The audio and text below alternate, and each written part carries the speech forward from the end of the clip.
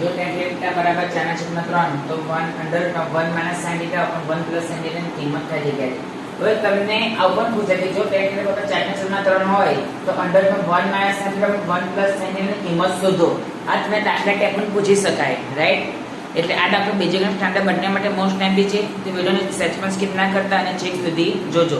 જો તમે છેક સુધી આ વિડિયોને જોશો તો જ તમને ખબર પડશે, અને જો સ્કીપ કરશો તો તમને સેટ પણ ખબર પડે નહીં. અને આ જે એ બેઝિક અને સ્ટાન્ડર્ડ બંને માટે મોસ્ટ એમપી છે અને દાખલામાં પૂછાઈ શકે એવો છે, એટલે હું દાખલા ટાઈપ જ ગણીશ. ચલો, તો tan θ બરાબર 4/3. હવે શું કરવાનું? જો તમને tan θ બરાબર શું આપેલા છે? 4/3 આપેલા છે, રાઈટ?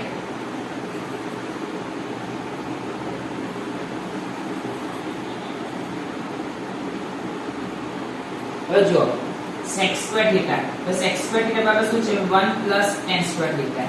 એટલે 1 + tan θ શું છે? 4/3 આખાનો વર્ગ.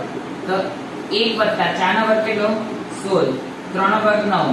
9 નો આની સાથે ગુણાકાર એટલે 9 + 16/9 બરાબર 25/9. આ આપણને મળ્યું sec² θ. તો માટે sec θ બરાબર શું આવે? 5/3.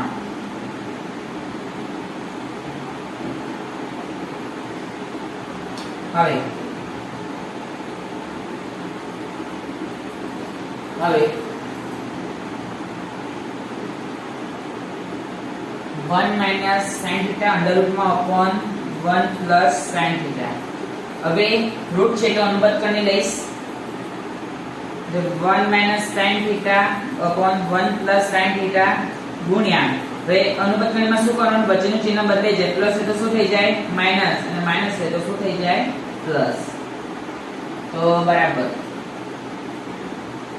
a - b એટલે a - b આખાનો સ્ક્વેર એટલે 1 - sin θ આખાનો સ્ક્વેર છેદમાં 1 - sin² θ. તો બરાબર 1 - sin θ આખાનો સ્ક્વેર 1 - sin² θ એટલે cos² θ.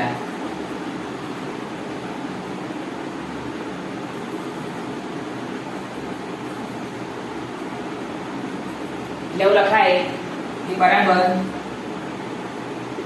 1 - sin θ upon cos θ આખાનો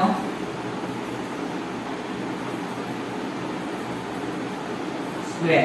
route અને સ્ક્વેર નીકળી જાય એટલે 1 - sin θ upon cos θ. હવે શું કરીશ? છેદ વેચી દઈશ એટલે બરાબર 1 upon cos θ minus sin θ upon cos θ. તો 1 upon cos θ એટલે શું થાય? sec θ. એની વેલ્યુ આપણી પાસે છે માઈનસ sin θ upon cos θ શેની ફોર્મ્યુલા છે? tan θ. એની વેલ્યુ પણ આપણી પાસે છે. તો sec θ ની વેલ્યુ શું છે? 5/3. tan θ ની વેલ્યુ શું છે? 4/3. લસા સરખો છે એટલે નીકળે નહીં. એટલે 5 - 4/3 બરાબર 1/3.